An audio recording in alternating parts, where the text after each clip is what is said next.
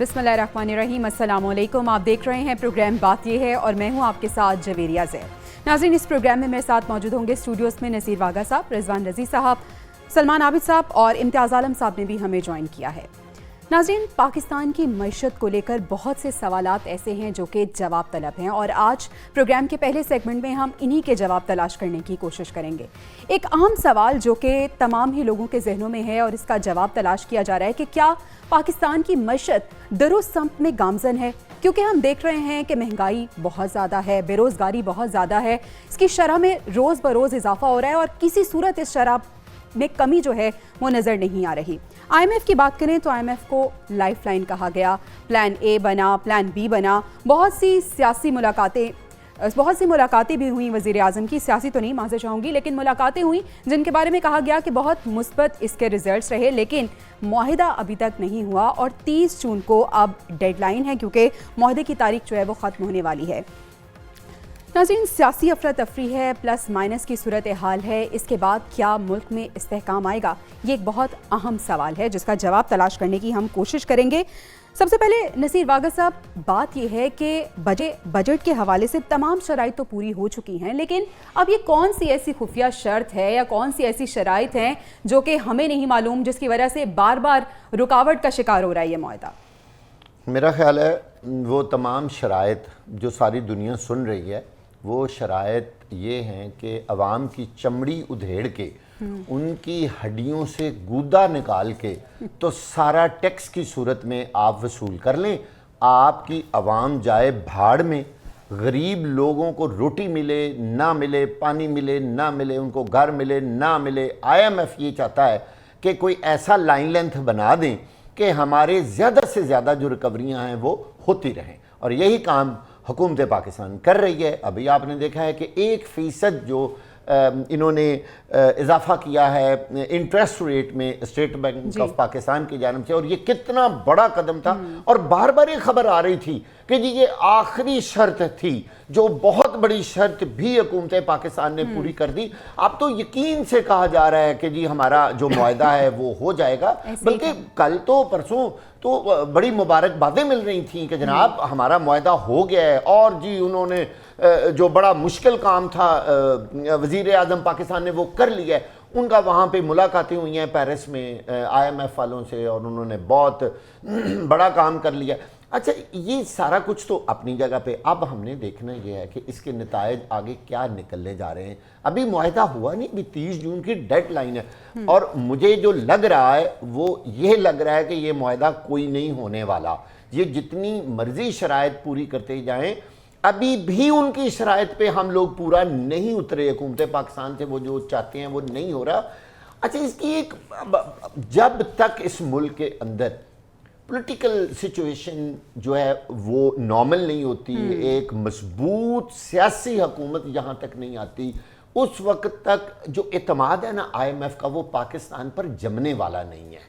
ये है असल मसला। वो बार बार ये सोच रहे हैं कि ये जिनको हम कर्जा दे रहे हैं, कल को इन्होंने यहाँ होना भी है या नहीं होना। आने वाली हुकूमत कहेगी हमसे पूछ के दिया था, हमारे पास तो पैसा नहीं है, आपने जिनको पैसे दिए थे। हालांकि ये मुआहदा हुकूमत के साथ होता है, ये कोई पर्सनल किसी से नहीं होता। IMF जितना डॉक्यूमेंटेशन, ठीक है, यानी नसीर वागा साहब, पॉलिटिकल स्टेबिलिटी आपके ख्याल में बहुत ज़्यादा ज़रूरी है। हम रुक करेंगे इम्तियाज़ आलम साहब का। इम्तियाज़ आलम साहब, जिस तरह नसीर वागा साहब ने कहा कि पॉलिटिकल जब तक स्टेबिलिटी नहीं होगी IMF की जानिब से हमें कोई मुस्बत खबर नहीं मिल सकती है, आपको क्या लगता है कि क्या ये स्टेबिलिटी आएगी? सर, इस सवाल का जवाब हम आपसे देंगे, लेकिन एक छोटे से ब्रेक के बाद हमारे साथ रहिए। वेलकम बैक नाजरीन। ब्रेक से पहले हम बात कर रहे थे कि IMF का मुआहदा ख़त्म होने में अब सिर्फ 3 रोज़ बाकी रह गए हैं। इस सिलसिले में बहुत से राब्ते भी हुए हैं वज़ीर आज़म के IMF की मैनेजिंग डायरेक्टर के साथ। इम्तियाज़ आलम साहब, बहुत राब्ते, मतलब 4 राब्ते हो गए हैं वज़ीर आज़म के, और IMF की जो मैनेजिंग डायरेक्टर हैं उन्होंने वज़ीर आज़म के कायदाना अज़्म को भी सराहा है, और हर राब्ते के बाद ये उम्मीद ज़ाहिर की जा रही है कि बस आज मुआहदा हुआ और कल, लेकिन मुस्बत पेशरफ्त अभी तक कोई नज़र नहीं आ रही। देखिए, माशी पॉलिसी जो है वो एक संजीदा और पेशावर माहिराना रवैये की मदकादी है। बहुत देर कर दी गई है शराइत मानने में, اور ہمارا میڈیا ہلکان تھا کہ IMF سے معاہدہ کیوں نہیں ہو رہا، معاہدہ کیوں نہیں ہو رہا. پہلے تو یہ تنقید ہو رہی تھی، اب جب معاہدہ ہوا اور شرائطیں معاہدے کی طرف بڑے ہیں اور شرائط ظاہر ہے سخت ہوں گی اور ظاہر ہے اس کا بوجھ عوام پہ پڑے گا، تو اب شور بچ رہا ہے کہ جی یہ دیکھیں اب یہ سارا بوجھ عوام پہ لاد دیا گیا ہے. مجھے لگ یہ رہا ہے کہ معاہدہ ہو جائے گا، سوائے ایک بات کے کہ $6 ارب کی جگہ ہم $4 ارب اکٹھے کر پائے ہیں. اس سے اطلاعات یہ ہیں کہ IMF نے اس شرط کو اب اس پہ زیادہ زور نہیں دے رہے. باقی ساری شرائط مان لی ہے، روپیہ 22 پہ چلا گیا ہے، شرح سود، امپورٹ سے بندش کی گئی ہے، $1 لاکھ کی جو آپ نے ایمنسٹی دی تھی وہ آپ نے ہٹا لی ہے، ٹیکسز آپ نے 220 ارب پہ لگا دیے ہیں، 80 ارب کی اخراجات کم کر دیے ہیں. تو میں سمجھتا ہوں کہ یہ دیر ہو گئی اس میں، یہ معاہدہ بہت پہلے ہو جانا چاہیے تھا. اب آپ نے 100 جوتے بھی کھائے ہیں اور 100 پیاز بھی کھائے ہیں، لیکن میں سمجھتا ہوں کہ یہ تعریف کرنی چاہیے کہ حکومت نے فائنلی وہ IMF کی اس کا فریم ورک تیار ہو گیا ہے اور سٹاف لیول کا معاہدہ تو مجھے لگتا ہے کہ آئندہ 2-1 روز میں ہو جائے گا. صاحب، جس طرح سے آپ کہہ رہے ہیں کہ آپ کو لگ رہا ہے کہ یہ معاہدہ ہو جائے گا، تو اس معاہدہ اگر یہ ہو جاتا ہے تو اس کے بعد آپ معیشت میں کچھ بہتری دیکھ رہے ہیں؟ یقیناً اس کا بہت بڑا امپیکٹ ہوگا. اس میں ایک تو یہ ہوگا کہ بھئی ہمیں ملٹی لیٹرل ذرائع سے جو چاہیے، ہمیں کوئی تقریباً $20-22 بلین چاہیے ہوں گے اس سال بھی، نئے مالی سال میں، تو وہ ہمیں مل جائیں گے. اور اس کے ساتھ یہ کہ یہاں پہ اس سے کام آئے گا مارکیٹ میں، یہ جو ہماری ریٹنگز کو شام مزید گرتی چلی جا رہی تھی وہ رک جائے گی. اور اس کے ساتھ یہ کہ ہمیں جو ہمارے بائیلیٹرل ڈونرز ہیں وہ بھی اس فریم ورک کے انتظار میں تھے، ہمیں مزید وہاں سے مدد مل سکتی ہے. لیکن پاکستان کو اب اس سے نکلنا چاہیے. یہ جو ہم مانگے تانگے کی ڈالرز پہ زندگی گزارتے رہے ہیں، اس سے پاکستان کی معیشت نہیں چل سکتی. یہ دستگیری کو ختم کرنے کا کوئی پلان بننا چاہیے لمبے مدت کا، اور ساتھ ہی یہ جو ہمارا جو قرضوں کے ہم اس میں پھنس گئے ہیں جال میں، اس سے نکلنے کا پلان آنا چاہیے. یہ جو 4000 ارب کی ہم چھوٹیں دیتے ہیں، امراض دیتے ہیں عمرہ کو، وہ واپس کرنی چاہیے، ختم کرنی چاہیے. اور اس کے علاوہ یہ ہے کہ جتنی انکمز ہیں، بھلے زرعی ہے بھلے ٹریڈرز کی ہے، سب کو ٹیکس لگانا چاہیے، پروگریسو ٹیکس سسٹم لانا چاہیے. یہ آپ 35 وزارتیں رکھ کے بیٹھے ہوئے وفاق میں جو 18ویں ترمیم کے تحت صوبوں میں جانی چاہیے تھی، وہ ختم کر دینی چاہیے. اسی طریقے سے ہمیں 20% کے قریب ڈیفنس ایکسپینڈیچر اپنا کم کرنا چاہیے. تو بہت کچھ ہے، اپنے ذرائع میں رہنے کی راستہ لینا چاہیے. ہم اپنے ذرائع سے زیادہ زندگی گزار رہے ہیں، اور اب یہ کہ پاکستان کی معیشت 25 کروڑ کے لوگوں کی معیشت کل $350 ارب ہو تو بہت ہی خوفناک بات ہے. تو میں سمجھتا ہوں کہ ہمیں اب یہ لڑائی بھڑائی اور خطے میں جھگڑے اور تصادم کی بجائے تجارت کی پالیسی اختیار کرنی چاہیے، علاقائی تعاون کی پالیسی. ہمیں gas pipe lines, oil pipe lines, Iran, Pakistan, چین، اور اسی طریقے سے ریلوے لائنز اور دوسرے راستے سینٹرل ایشیا کے ساتھ اور چائنا کے ساتھ، اور سارک کو بھی ریوائیو کرنا چاہیے شنگھائی کوآپریشن آرگنائزیشن میں. مطلب یہ کہ اکنامک سیکیورٹی ہمارا بنیادی ہماری سیاست کا بھی اور ہماری سلامتی کی جو پالیسی ہے قومی سلامتی کی، اس کا مرکزی یعنی اکنامک جو سیکیورٹی ہے وہ بہت زیادہ ضروری ہے. رضوان رضی صاحب، آپ کو کیا لگتا ہے کہ یہ معاہدہ ہو پائے گا، اور جو روابط ہوئے ہیں وزیر اعظم کے 4 بار، تو کیا یہ کارگر ثابت ہوں گے؟ اور سر، آج خبر آئی ہے کہ ڈالر جو ہے وہ 270 تک جا سکتا ہے، یعنی روپیہ مستحکم ہوگا. تو کیا یہ اسی سلسلے کی ایک کڑی ہے؟ جی، کل سٹاک مارکیٹ میں کوئی 1300 پوائنٹ کا اضافہ ہوا، وہ بھی اسی سلسلے کی کڑی لگتی ہے. اگر ٹیکنیکلی دیکھیں اور میں اپنے گزشتہ کہے ہوئے کو دیکھوں تو یہ معاہدہ نہیں ہونا چاہیے. لیکن ایز اے پاکستانی میری دعا ہے، میری خواہش ہے، کوشش تو میں نہیں کر سکتا لیکن خواہش یہی ہے کہ یہ معاہدہ ہو جائے، کیونکہ پاکستان کا اس معاہدے کے بغیر سروائیول نہیں ہے. یہ جو پیکج ہے، یہ IMF کا جو پیکج ہم نے لیا تھا، جس کے اوپر ہمیں مبارکباد دی گئی تھی، میرے پاکستانیوں مبارک ہو، ہمیں پیکج ملا ہے. تو اس پیکج نے تو ایکسٹینشن کے بعد جون 30 کو ختم ہو جانا ہے. تو اس کا مطلب ہے کہ 29 تک یہ سٹاف لیول کا اگر ایگریمنٹ ہو جاتا ہے تو پھر ہی یہ بات تھرو ہوگی. کیوں ہوا ہے؟ इस के ऊपर हम एक फ़िक्रा मैं कह के आगे चलूँगा। इसलिए हुआ है कि जब मुआहदा फंस जाता है IMF के साथ, तो फिर हेड ऑफ गवर्नमेंट जो होता है, जो वो जाके IMF की MD के साथ खुसूसी मुज़ाकरात करता है और उनको अपनी पर्सनल यकीन दहानी कराता है। ये पहले जब हमारा मुआहदा फंसा था तो इमरान खान साहब ने भी जाके तो एक मुलाकात की थी, जिसके बाद वो थ्रू हुआ था। ये सेम हुआ है, लेकिन वो नई मुलाकात कर रहे थे या इसको मानने के लिए तैयार नहीं थे। अब वो क्या मैजिक हुआ है कि वो मानने को तैयार हो गए, आइंदा कुछ दिनों में आ जाएगा। देखिए, मुआहदा करने के लिए सबसे पहले जो है वो फिक्स इनकम ग्रुप के ऊपर, लेकिन थोड़ा सा हायर लेवल का ना, मतलब जिनकी वागा साहब जैसे दोस्त जो हैं, जिनकी सालाना इनकम 24 लाख रुपए से ज्यादा है। मरवाएंगे मुझे टैक्स वालों के आते हैं, रज़ी साहब ना करें इस तरह यार। तो वो 2 लाख रुपए महाना से जिनकी ज्यादा है उन पे 20% टैक्स लग गया है, और जिनकी महाना सैलरी जो है वो 10 लाख के करीब जाती है, उन पे टैक्स की शरह 34% तक पहुंच रही है। तो ये एक किया है, 1% शरह सूद बढ़ाई है, 1-2 और इकदामात भी किए हैं जिस की वजह से इंपोर्ट के ऊपर इम्पैक्ट होगा। देखिए, सुपर टैक्स भी, जी सुपर टैक्स उन्होंने लगाया, जी सुपर टैक्स भी होगा बड़ी कंपनियों को के जो बिलियंस में जिनकी अर्निंग है, उनकी अर्निंग के ऊपर, नेट अर्निंग के ऊपर मेरा ख्याल है 3 या 5% लगेगा। लेकिन इससे ये वो चीज़ें थी जो उन्होंने डिसकंटिन्यू कर दी थी ओरिजिनल बजट के अंदर, लेकिन आखिरी दिन वो बहस समेट रहे थे तो उन्होंने ये चीज़ें अनाउंस कर दी। लेकिन ये पता नहीं चला कि ख्वाजा आसिफ साहब ने तो सजेशन पेश कर दी थी कि वो जो लाइफ टाइम पैकेज जनाब चेयरमैन सेनेट साहब के लिए अप्रूव किया गया है, क्या वो भी इस फाइनेंशियल बिल के अंदर थ्रू हो गया है या नहीं, ये हमें अभी तक उसकी इतला नहीं है। अगरचे संजरानी साहब ने दस्तखत कर दिए हैं एज ए कायम मुकाम सदर इस फाइनेंशियल बिल के ऊपर, लेकिन अभी तक इसकी इतला नहीं है।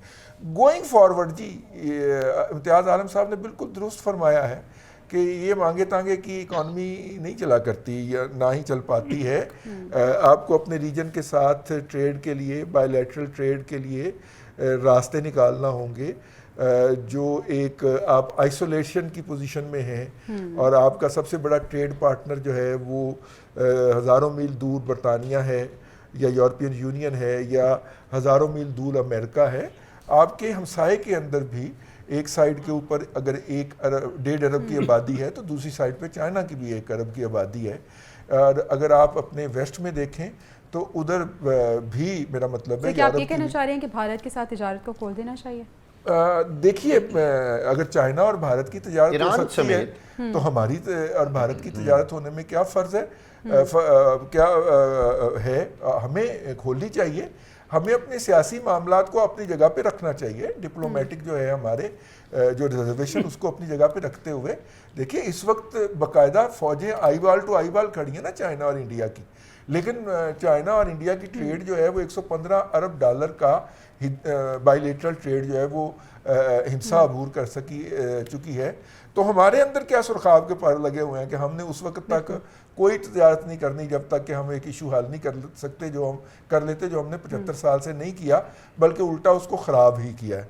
तो मेरा ख्याल है कि वो भी उसके साथ भी अगर हमें बारह खाती है तो हमें ज़रूर ट्रेड करनी चाहिए, अपनी इंडस्ट्री और सनत को बचा के उसको प्रॉपर प्रोटेक्शन दे के, हर मुल्क देता है, हमें भी देनी चाहिए, वो करनी चाहिए।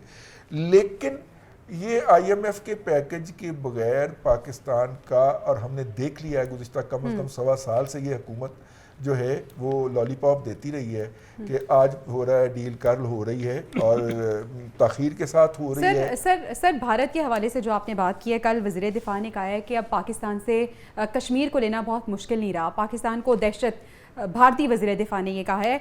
एक जानिब वो पाकिस्तान को दहशत गर्द करार दे रहे हैं, तो दूसरी जानिब हम किस तरह से उनसे तजारत बहाल कर सकते हैं अपनी मैशत को स्टेबल करने के? देखिए, ये उन्होंने आज नहीं कहा, ये वो हमेशा से कहते आ रहे हैं और हर हुकूमत के दौर में कहते हैं, भले वो बीजेपी की गवर्नमेंट हो, भले वो कांग्रेस की गवर्नमेंट हो, उनका बयानिया नेशनल नैरेटिव जो होता है वो एक ही होता है। वो हमेशा कहते हैं, हम उसकी तरदीद भी करते हैं और जिस मुल्क के साथ वो मिलके कह रहे होते हैं उनसे एहतजाज भी करते हैं। तो ये रूटीन की बातें, हमें भी ऐसी बातें करते रहना चाहिए। लेकिन सलमान आबिद साहब, क्या आप अग्री करते हैं? और अगर स्टेटमेंट्स की बात हो रही है तो कल सर वज़ीर ख़जाना साहब ने कहा है कि IMF जो है वो पाकिस्तान के हालात سری لنکا جیسا کرنا چاہتا ہے. اگر یہ معاہدہ ہو جاتا ہے تو وزیر خزانہ صاحب کے جو بیان وہ انہوں نے دیا ہے تو کس طرح سے آپ انہیں ریلیٹ کر سکتے ہیں؟ دیکھیے یہ کوئی پہلا معاہدہ ہوگا IMF کے ساتھ، اور اس سے پہلے جتنے معاہدے ہوئے ہیں اس سے پاکستان میں کیا ترقی اور کیا خوشحالی آ گئی ہے اور کتنی ہم نے اپنی انٹرنل معیشت کو مضبوط کر لیا ہے. جو بات ابھی امتیاز عالم صاحب رضوان رضی صاحب کہہ رہے ہیں کہ ہمیں اپنے داخلی معاملات کو انڈسٹریلائزیشن کو پروموٹ کرنا تھا، تو کون سے ہم نے کر لیا IMF کے معاہدے کے ساتھ، اور کون سے ہم نے IMF کے معاملات کے ساتھ لوگوں کو یہاں پہ خوشحال کر دیا ہے. یہ تو ایک لوٹ مار کا کھیل رہا ہے پاکستانی حکمرانوں کا، جنہوں نے IMF کے ساتھ پیسے بھی لیے، باقی دیگر مالیاتی اداروں سے پیسے لیے، خرچ کہاں کیے اس کا آج تک کوئی آڈٹ ہی نہیں ہے. آج تک اس کا کوئی حساب کتاب ہی نہیں ہوتا کہ وہ پیسے لگتے کہاں پر ہیں، کن کے اوپر لگائے جاتے ہیں. وہ شاید ایسے ہی لگتے ہیں جیسے چیئرمین سینٹ کو اختیارات دیے گئے ہیں کہ جناب ریٹائرمنٹ کے بعد تا حیات جو ہے ان کو 12 ملازمین ملیں گے اور پتہ نہیں کیا کیا مراتیں ان کو دی گئی ہیں. بات یہ ہے پاکستان کی معیشت نے اگر درست کرنا ہے، IMF تو ایک چھوٹا سا اس میں ٹونک ہے. اصل مسئلہ یہ ہے کہ آپ اکنامک ریفارمز، آپ پولیٹیکل ریفارمز، آپ انسٹیٹیوشنل ریفارمز، آپ FBR کے اندر ریفارمز کرنے کے لیے تیار ہیں. ہر حکومت دعوے تو بہت کرتی ہے لیکن ہر حکومت جو ہے وہ طاقتور طبقات کے سامنے آ کے سرنڈر کر دیتی ہے اور سمجھوتا کر لیتی ہے. اب آپ مجھے بتائیے، میں نے پہلے بھی کہا تھا بڑا پروموٹ کرتے ہیں جی باہر سے آ کے پاکستان کے لوگ جو ہے نا، پاکستان میں لوگ آ کے سرمایہ کاری کریں. وہ بھائی آپ کے اپنے اندر کا سرمایہ کار بھاگ رہا ہے، اس کا بھی کوئی جواب تلاش کریں. آپ کے اندر جو انڈسٹری بند ہو رہی ہے اس کا بھی کوئی جواب تلاش کریں. روزانہ کی بنیادوں پہ ہزاروں لوگوں کو بے روزگار کیا جا رہا ہے، اس کا بھی کوئی علاج تلاش کر لیں.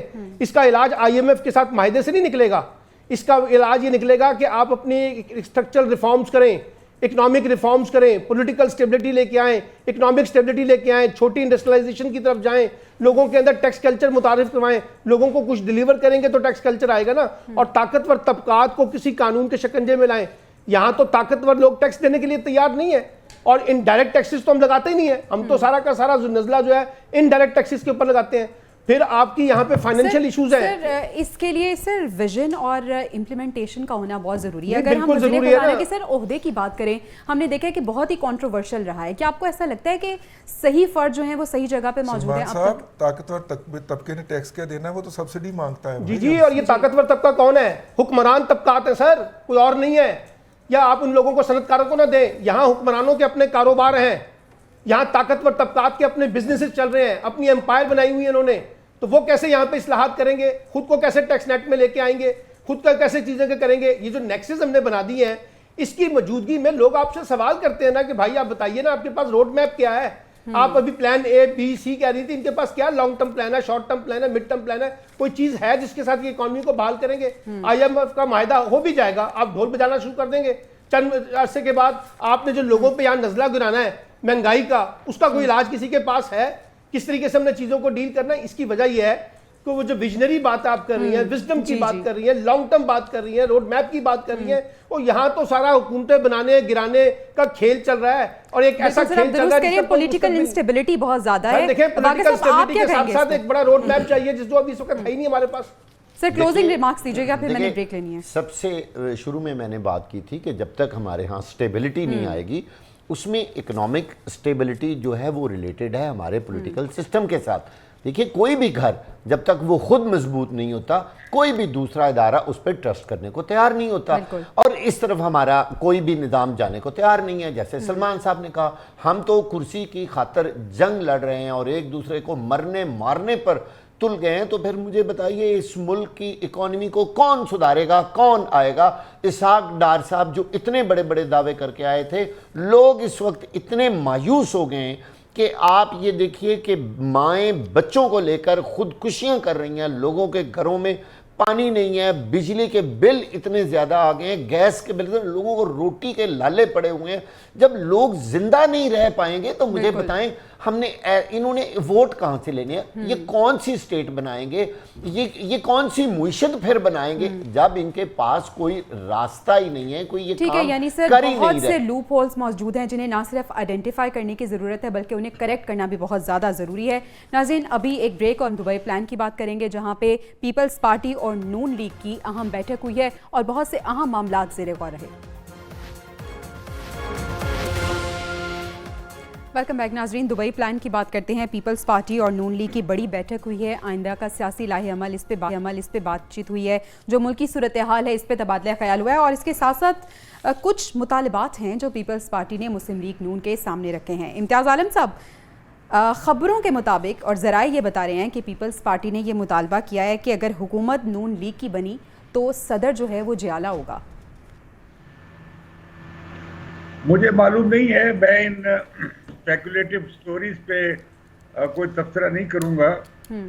मेरा नहीं ख्याल है कि मुस्लिम लीग नवाज में और पीपल्स पार्टी में कुछ सीट एडजस्टमेंट होगी। अच्छा, वो कुछ जगह पे अगर होगी भी तो वहाँ या पीपल्स पार्टी का कैंडिडेट नहीं होगा या PMLN का नहीं होगा। जो बड़ा मसला है, ये जो अभी बागा साहब बात कर रहे थे कि सियासी इस्तेकाम नहीं आने जा रहा, इलेक्शन के बावजूद नहीं आएगा। मुझे लगता ये है कि इमरान खान के खिलाफ म्यूटिनी का केस बन रहा है और PTI पे पाबंदी लग सकती है। अच्छा, उससे एक बड़ी तादाद नौजवानों की, पंजाब के और खैबर पख्तूनख्वा के नौजवानों की, और वो बेगाना हो जाएगी सियासत से और एक बड़ा खिलाफ पंजाब में पैदा हो जाएगा। अब देखना ये होगा कि आइंदा के फिर पहलवान जो हैं मुद्दे मुकाबिल सियासी तौर पे कौन हो। तो मुझे यही लगता है कि पीपल्स पार्टी और नून लीग में एक कंपटीशन होगा।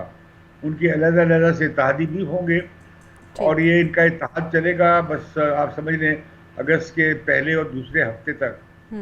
उसके बाद इलेक्शन इस टेन्योर ख़त्म हो जाएगी। अब तो ये इकोनॉमिक इमरजेंसी का बहाना भी नहीं हो सकता और तकरीबन मुकम्मल हो गया है ये जो है सेंसस। तो कोई 4 महीने की बात नहीं होनी चाहिए जो हल्का बंदियों की। अब जो फेंसिंग के जरिए आप कर सकते हैं, अब टेक्नोलॉजी आ गई है कि उसे किया जा सकता है। इंतखाबात बरवक्त होने चाहिए, मुलतवी नहीं होने चाहिए। ठीक है। और सर, जो नवाज शरीफ साहब की वापसी है उसको लेके आप क्या कहेंगे? मेरा ख्याल है कि अब नवाज शरीफ साहब की वापसी की राह हमवार कर दी गई है और नवाज शरीफ साहब लगता है जल्दी अगले माह आ जाएंगे, मेरा ख्याल है।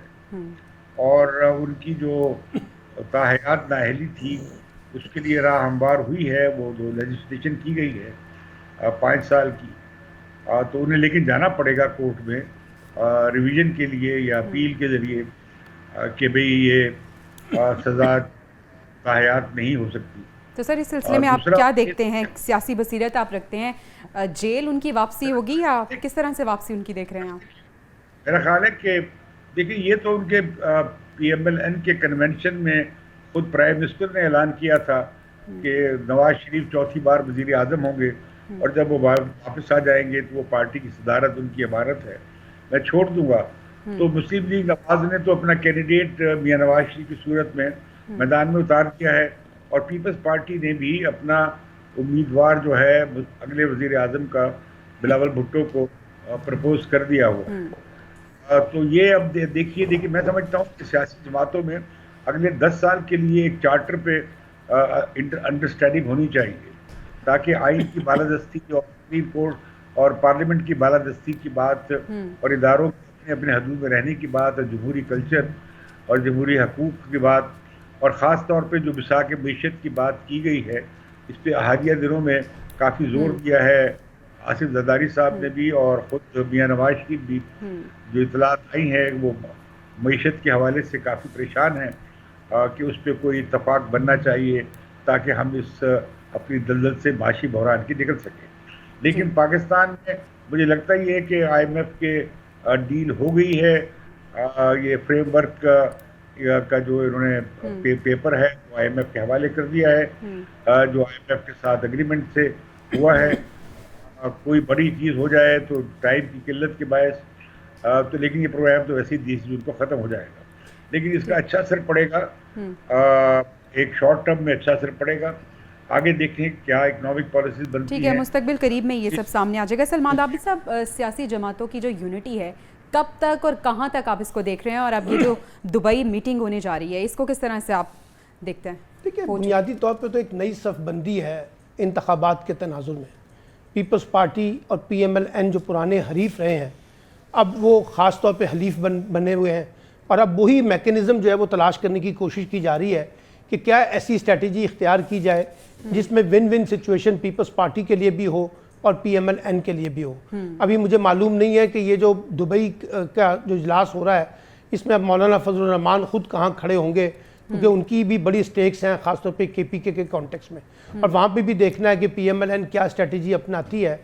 پھر دوسری بات یہ ہے کہ الیکشن کے سینیریو کے طور پہ یہ بھی دیکھنا ہے کہ پی ٹی آئی کیا کرے گی, یعنی کہ الیکشن لڑنے دیا جائے گا ان کو, الیکشن لڑنے کی اجازت نہیں ہوگی, ان پر پابندی عائد کر دی جائے گی. سر آپ کو لگتا ہے یہ تمام فیصلے ہو چکے ہیں؟ نہیں, میں نہیں کہہ رہا فیصلے ہو چکے ہیں, میں کہا یہ فیصلے ہونے ہیں. ابھی آپ دیکھیے نا, یہ فیصلوں کی پتہ چلے گا نا کہ کہاں یہ الیکشن سینیریو بیٹھے گا. پنجاب کا کیا سینیریو بنے گا, کے پی کے کا کیا سینیریو بنے گا, جہاں پی ٹی آئی کی بڑی ایک قسم کا ووٹ بینک بہت زیادہ موجود ہے. اب وہاں پر اگر آپ نے ان کو الیکشن نہیں لڑنے دینا تو پھر اس الیکشن کی کریڈیبلٹی پہ بھی سوالات اٹھیں گے کہ کس قسم کا الیکشن ہے جس میں ایک بڑی پاپولر جماعت جو ہے اس کو تو الیکشن لڑنے کی اجازت نہیں مل رہی. تو اس لیے بہت سے سوالات ہیں جو ابھی طے شدہ ہیں. یہاں تک ضرور سمجھ آتی ہے کہ جو سیٹ ایڈجسٹمنٹ کی باتیں کی جا رہی ہیں, پیپلز پارٹی نے کچھ زیادہ سیٹیں مانگی ہیں, پی ایم ایل این نے کہا کہ نہیں ہم 8-10 سیٹوں تک سیٹ ایڈجسٹمنٹ کریں گے پنجاب کے اندر, اور اسی طریقے سے پھر جو یہ دیکھا جائے گا کہ جو پرائم منسٹر کون کیئر ٹیکر کے اوپر سنا ہے. اور مجھے پتہ چلا ہے کہ پیپلز پارٹی والے جو ہیں ایک بڑے صنعت کار کو اس وقت نگران وزیر اعظم بنانا چاہتے ہیں, اس کے اوپر گفتگو بھی ہو رہی ہے. اور ساتھ ساتھ جو پی ایم ایل این والے ہیں وہ کسی معاشی ایکسپرٹس کے اوپر بیس کر کے نگران سیٹ اپ کی طرف جانے کی باتیں کر رہے ہیں. تو ابھی بہت سی چیزیں طے ہونی ہیں. کچھ باتیں دبئی میں شاید طے ہو جائیں, پھر کچھ اسلام آباد اور پنڈی میں طے ہوں گی جو ہماری سیاسی روایت ہے. تو ابھی تو کچھ چیزیں نکل رہی ہیں, ابھی تو چیزیں بن رہی ہیں. پھر ابھی یہ بھی سمجھ نہیں آ رہا, جیسے اپنا امتیاز عالم صاحب نے کہا جی الیکشن ہے, ابھی بھی آج بھی الیکشن کے بارے میں ڈاؤٹ تو پاکستانی سیاست میں موجود ہے کہ کیا الیکشن ہونا بھی ہے یا نہیں ہونا ہے. اور یہ بھی کہا جا رہا ہے کہ جی وہ اب پیپلز پارٹی چاہتی ہے اکتوبر نومبر میں الیکشن, لیکن پی ایم ایل این اور جے یو آئی جو ہے وہ مارچ میں الیکشن چاہتے ہیں. اس لیے کوئی ابھی ایک انسرٹنٹی کے اندر ہم کھیل رہے ہیں. اس انسرٹنٹی کے اندر کس طرح سے چیزیں نکلتی ہیں. اچھا, ابھی امتیاز عالم صاحب نے کہا جی اگست کے بعد شاید پیپلز پارٹی اپنا موڈ بدلے گی تو کیا ہوگا. اور یہ جو پھر 2 نئی جماعتوں کی تشکیل کرنے کی کوشش کی جا رہی ہے, استحکام پاکستان پارٹی یہ کہاں کھڑی ہوگی, پھر کے پی کے اندر پرویز خٹک کو کھڑا کرنے کی کوشش کی جا رہی ہے, وہ کہاں کھڑے ہوں گے. ابھی تو بہت تماشا لگنا ہے سیاست کے اندر. وہ دیکھیں نا, اون چودھری صاحب بھی دبئی پہنچ گئے ہیں جہانگیر ترین کا پیغام لے کے, ہیں وہ دونوں کے لیے قابل قبول ہے. زرداری صاحب سے بھی بڑی بنتی ہے جہانگیر ترین کی, یعنی سر دبئی پلان خاصی اہمیت کا حامل ہے. بہت سے اس لیے کہ اس میں سے چیزیں نکلیں گی نا, اس میں سے پتہ چلے گا کہ یہ جو پولیٹیکل الیکشن کی جو کیمپین ہے یہ کس رخ بیٹھتی ہے, کون کہاں کھڑا ہوتا ہے, کس کی کیا پوزیشن بنتی ہے, اسی کی بیسس پہ پھر ہمارا اگلا سینیریو بھی ڈیولپ ہوگا نا. ٹھیک ہے رضوان صاحب, کس کو دیکھ رہے ہیں اگلا وزیر اعظم آپ؟ شہباز شریف بھی کہا جا رہا ہے بڑے مضبوط دیکھیے, جو جیتے گا وہی اگلا بنے گا. جو جتائے گا یہ بھی ہو سکتا ہے. نہیں, جتانے والے منع نہیں کرتے, وہ تو وہ جن کو جتاتے ہیں آج تک جو لوگوں کی مرضی سے بنتے ہیں پرائم منسٹر نا, جو جیتے گا وہی ہوگا نا جی, جس کی سیٹیں زیادہ ہوں گی. اب مسئلہ یہ ہے کہ مجھے اس پوری میٹنگ کے اندر نا جو بھی ہو رہی ہے یا نہیں ہو رہی, کچھ لوگ کہتے ہیں کہ اس طرح کے موضوعات پہ نہیں ہوئی, لیکن آپ نے چونکہ موضوع رکھ دیا کہ ہوئی ہے, اس میں ایک لازمی فریق ہونا چاہیے تھا عمران خان صاحب کو. عمران خان صاحب جو تھے وہ حکومت میں تھے, اگر حکومت سے وہ نکل گئے تھے تو وہ ایوان کی سب سے بڑی پارٹی تھے, لیکن انہوں نے ایوان کے اندر بھی رہنا قبول نہیں کیا. اگر وہ ایوان کے اندر رہتے تو آج وہ فیصلہ کر رہے ہوتے ان کے. اور سر معذرت چاہوں گی, لیکن اگر ان کی ہم بات کرتے ہیں تو پہلے انہیں بلایا جاتا تھا لیکن وہ کبھی آئے نہیں, اور اب وہ چاہتے ہیں کہ انہیں بلایا جائے تو انہیں نہیں بلایا جا رہا. بھائی یہی بات ہے نا کہ مطلب کبھی کے دن بڑے اور کبھی کی راتیں. اب اگر وہ موجود ہوتے, میں اگر وہ فیصلہ نہ لیتے اسمبلی سے نکلنے کا, تو آج وہ طے کر رہے ہوتے. اور یہ بڑی دکھ اور تکلیف کی بات ہے کہ جن لوگوں کے خلاف انہوں نے اپنی کیمپین رن کی اور جن کو انہوں نے اسٹیبلش کیا کہ وہ چور اور ڈاکو ہیں, اب وہ چور اور ڈاکو بیٹھ کے ان کی مستقبل کا بارے میں فیصلہ کریں گے, اور ان کی اس میں کوئی سے نہیں ہوگی, بلکہ ان کے اپنے ساتھی بھی ان کے ساتھ جا کے کھڑے ہو گئے ہیں. اس کے اوپر ان کو سوچنا چاہیے. دیکھیے, جہاں تک بات ہے 8-10 سیٹیں پیپلز پارٹی جو ہے اس کو چاہیے ایڈجسٹمنٹ کے لیے, تو 8-10 سیٹیں اگر وہ پیپلز پارٹی کا تو یہ ہے نا کہ اگر ہمیں 8-10 سیٹیں پنجاب سے مل جائیں تو پھر ہمارا پرائم منسٹر ہمارا ہوگا. تو پی ایم ایل این یہ ٹھنڈے پیٹوں تو نہیں نا دے گی Peoples Party. P M L N بھی پھر کوئی 7-8 سیٹیں کہے گی سندھ سے آپ ہمیں دے دیں, تو یہ سیاسی پارٹیوں کے درمیان ہوتا ہے. میرا مطلب ہے کہ جس کینڈیڈیٹ نے پچھلی دفعہ قمر الزمان قاہرہ صاحب کو ہرایا ہو اور قمر الزمان قاہرہ صاحب تیسرے نمبر پہ رہے اس کانسٹیچوئنسی کے اندر, آج اگر پارٹی اس کو کہے گی کہ بھائی ہم تمہیں ٹکٹ نہیں دے رہے, تو کیا آپ یہ اعتبار کرتے ہیں کہ وہ انڈیپینڈنٹ کھڑا نہیں ہوگا؟ بھائی جس نے 2 لیول پہ مارا ہو نا, مطلب کہ پہلے نمبر کے اوپر وہ جیتا ہو, دوسرے نمبر پہ پی ٹی آئی کا کینڈیڈیٹ ہو, تیسرے نمبر پہ قمر الزمان قاہرہ ہو, آج آپ قائل کر رہے ہو ان کو, اس کینڈیڈیٹ کو, کہ بھائی تو نا ذرا سائیڈ پہ ہو جا, ہم نے قمر الزمان قاہرہ صاحب کے لیے یہ سیٹ خالی چھوڑنی ہے. تو بہت سارے مسائل ہوتے ہیں پارٹیوں کے اندر, بہت سارے, اس طرح کی بہت سی مثالیں بھی ملتی ہیں. نصیر واگا صاحب, آئندہ کی سیاسی حکمت عملی آپ کیا دیکھ رہے ہیں دبئی پلان کے بعد؟ ابھی تو پاکستان پیپلز پارٹی اور مسلم لیگ نون کے درمیان وزارت عظمیٰ پر جو جنگ ہو رہی ہے اور جو ہونی ہے وہ دنیا دیکھے گی.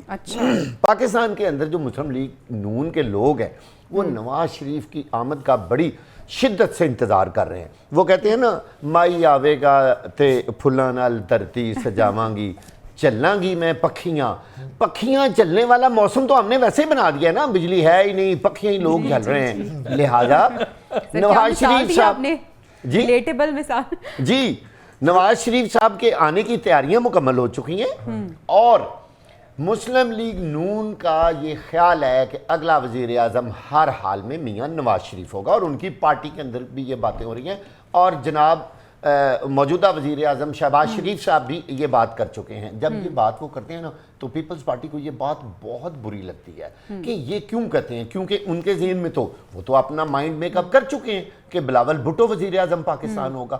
لیکن کتنی حیرت کی بات ہے کہ اس ملک کی جو سب سے بڑی پولیٹیکل پارٹی ہے, جس کو رضی صاحب نے بھی کہا اور ساری دنیا مانتی ہے, بے شک وہ اب سابق پارٹی ہو چکی ہے, اس وقت وہ بے شک قومی اسمبلی سے باہر ہیں, لیکن اگر وہ لوگ اس پورے سینیریو میں شامل نہیں ہوں گے, اس پورے پولیٹیکل پروسیس میں, ان الیکشنز میں اگر پی ٹی آئی نہیں ہوگی تو کیا ہوگا؟ میں آج آپ کو ایک بات بڑی کلیئر بتا رہا ہوں کہ عمران خان صاحب کو ان قریب ان کے اوپر ایک فوجی مقدمہ چلے گا, اور ہر حال میں چلے گا, کیونکہ ان کے تمام کرائمز جو ہیں فوجی عدالت میں جی فوجی عدالت میں ان پہ مقدمہ چلے گا, اور ان کے سارے جرائم جو ہیں وہ ایجنسیوں نے ثابت کر لیے ہیں ان کے مطابق, اور ان کو ریلیٹ کر دیا ہے اس پورے 9 مئی کے ساتھ, جس کے بعد میرا خیال ہے کہ ان کو کچھ 10 سال کی سزا ہوگی. اور پی ٹی آئی اگر عمران خان اندر چلے گئے, کی پریس کانفرنس میں بھی میرے خیال میں لاؤڈ اینڈ کلیئر میسج کچھ دیا ہے جی, اور اس کے بعد پھر پی ٹی آئی بھی آپ سمجھ لیں کہ ساتھ ہی ختم ہو گئی. جب تک یہ میدان خالی نہیں ہونا نا, آپ الیکشنز کو بھول جائیں. یہ بات میں بڑی کلیئر آپ کو بتانے لگا ہوں کہ یہ صورتحال پیدا ہوگی. عمران خان اس رنگ میں سے, باکسنگ رنگ میں سے باہر ہوں گے تو باکسنگ ہوگی, ادروائز یہ باکسنگ نہیں ہوگی. باقی باکسنگ کرنے والے آپس میں حساب کتاب کر رہے ہیں. یعنی ملک کی سیاسی صورتحال کیا ہے وہ تو ابھی کچھ وہ کر رہے ہیں, وہ آپس میں سیٹیں بانٹ رہے ہیں. یہ بندر بانٹ, اس کو کہتے ہیں بندر بانٹ, وہ ہو رہی ہے نشستوں پر, پھر وزارت عظمیٰ پر, پھر وزارت اعلیٰ پر. پنجاب کی وزارت اعلیٰ پر بہت اہم باتیں ہو رہی ہیں. اور یہ سر اس کے بعد دیکھنا یہ بھی ہوگا کہ مختلف جماعتوں کا جو گٹھ جوڑ ہے, ان کی یونٹی کب تک ہوتی ہے. ناظرین ایک بریک, اس کے بعد واپس آئیں گے تو بات کریں گے سپریم کورٹ میں ملٹری کورٹس کے خلاف درخواستوں کی سماعت کو غیر معینہ مدت کے لیے ملتوی کر دیا گیا ہے. ہمارے ساتھ رہیے.